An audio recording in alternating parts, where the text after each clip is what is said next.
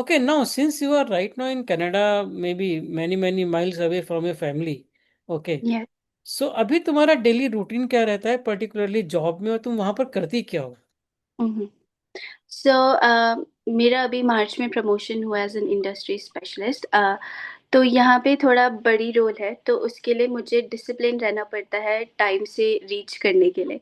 सो यहाँ पे थोड़ा फ्लेक्सिबल टाइमिंग है एज पर इंडिया। आपके पास 4 टाइम के स्लॉट्स होते हैं।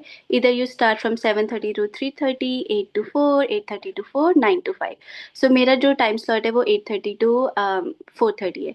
तो आई मेक श्योर कि मैं वहाँ पे टाइम से पहुँचूँ, because that is one thing that manager always look कि आप कितने डिसिप्लिन हो।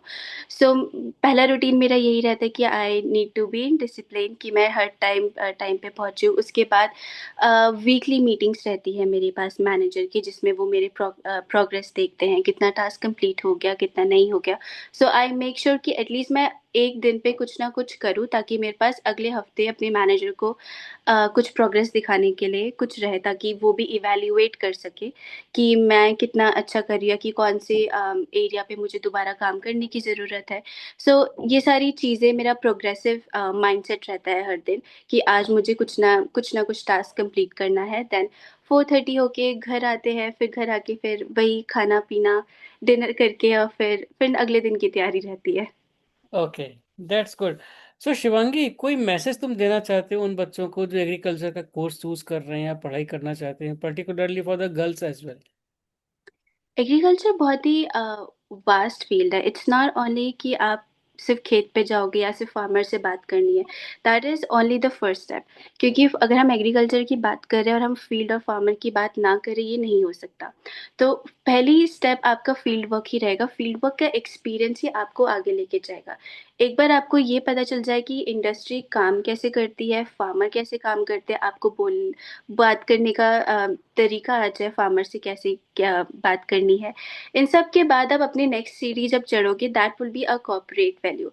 उसके लिए आई थिंक आपकी मल्टी डायमेंशनल प्रोफाइल होनी चाहिए।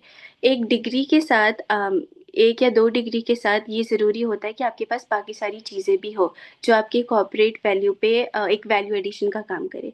फॉर एग्जाम्पल, जैसे मैंने अभी बोला कि आपको फील्ड एक्सपीरियंस बहुत ज़रूरी है, सो दैट इज़ फाइन। वो अपने आप में मुझे एक इंजॉयमेंट लगा था जब मैंने भोपाल में फील्ड वर्क किया था। मैं हर दिन जाती थी फार्मर के पास और प्रोजेक्ट के बारे में बात करती थी कि हम ये करेंगे, और मुझे फ्री में चाय मिलती थी। तो मेरे लिए काफ़ी अच्छा एक्सपीरियंस रहता था फार्मर से बातचीत करने का, क्योंकि वो बहुत ही प्यारे लोग होते हैं। थे तो वो वाला एक्सपीरियंस मुझे आगे का, अब मैं जो ऑफिस काम कर रही हूँ, मेरा वो एक्सपीरियंस की वजह से ही हो पा रहा है। बिकॉज इंटरव्यू में वो ये नहीं पूछते कि आपने एजुकेशन में क्या किया है, वो इंटरव्यू में एग्रीकल्चर से रिलेटेड ये पूछते हैं कि how good are you with farmer, और how good are you in field. तो वो चीज़ बतानी बहुत ज़रूरी है, कि मैंने फील्ड पे कैसे काम किया, फार्मर से मैंने कितनी मोबिलाइजेशन रखी है, और किस तरीके से मैं वैल्यू ऐड कर रही हूँ। Because you know field, that's why you are good in office. एक बार आपको फील्ड पे काम आ जाएगा, उस हिसाब से आप रिपोर्ट राइटिंग, पॉलिसी मेकिंग, इन सब चीज़ों पे बहुत आसानी से कर सकते हो। सो आई नो कि पहली सीढ़ी बहुत ही डरावनी लगती है, स्पेशली गर्ल्स को, कि फील्ड पे कैसे काम करेंगे, बहुत सारी चीज़ें की टेंशन रहती है। बट इट्स वर्थ इट, कि एक बार आपने कर दिया, आपका तीसरा चौथा साल विल ऑलवेज पे you of with all that field work and hard work that you have done.